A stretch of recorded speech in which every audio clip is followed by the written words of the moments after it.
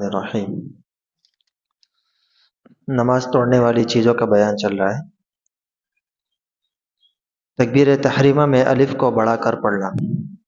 تکبیر تحریمہ یعنی اللہ اکبر کہتے وقت لفظ اللہ کے الف کو بڑھا دیا اور اللہ اکبر کہا، یا اکبر کے شروع میں الف کو بڑھا کر اللہ اکبر کہا تو نماز ٹوٹ جائے گی۔ اسی طرح اگر اکبر کی با کو بڑھا کر پڑھا اور اللہ اکبر کہا تو بھی نماز ٹوٹ جائے گی، اس لیے اس میں درست پڑھا جائے اللہ اکبر۔ اسی طرح مسئلہ یہ ہے کہ قرآن مجید میں دیکھ دیکھ کر پڑھنے سے نماز ٹوٹ جاتی ہے۔ نماز میں اتنا مڑ گیا کہ سینہ قبلے سے ہٹ گیا تو نماز ٹوٹ جائے گی۔ اسی طرح اگر نمازی قبلے کی طرف ایک آدھ قدم آگے بڑھ گیا یا پیچھے ہٹ گیا دوران نماز، لیکن سینہ قبلے کی طرف سے نہیں پھرا تو نماز درست ہو جائے گی۔ لیکن اتنا آگے بڑھا کہ سجدے کی جگہ سے آگے بڑھ گیا چلتے چلتے تو نماز نہیں ہوگی۔ ہاں البتہ جماعت چل رہی ہے اور اگلی صف میں جگہ خالی ہے تو پھر 2-3 قدم لے کر آگے جا کے صف میں جگہ پر کر لینے سے نماز فاسد نہیں ہوتی۔ نماز کے دوران لقمہ دینا۔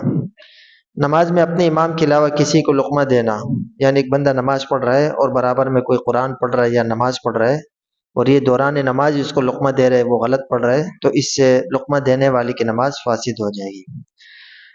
صحیح یہ ہے کہ مقتدی اگر اپنے امام کو لقمہ دے تو نماز فاسد نہیں ہوگی، یعنی امام غلط پڑھ رہا ہے اور مقتدی اس کو لقمہ دے دیتا ہے، چاہے امام جتنی بھی تلاوت کر چکا ہے، اگر امام غلط پڑھے اور مقتدی اس کو لقمہ دے دے تو اس سے نماز فاسد نہیں ہوتی۔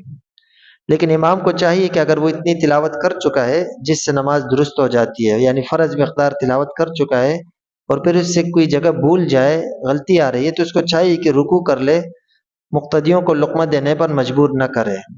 اور مقتدیوں کو بھی چاہیے کہ جب تک شدید ضرورت پیش نہ آئے تو امام کو لقمہ نہ دے۔ شدید ضرورت سے مراد یہ ہے کہ امام غلط پڑھ کے آگے جا رہا ہے یا رکوع نہیں کر رہا ہے یا بالکل خاموش کھڑا ہے، اس طرح کی صورتحال ہو تو پھر لقمہ دے، اس کے علاوہ لقمہ دینے میں جلدی نہیں کرنی چاہیے۔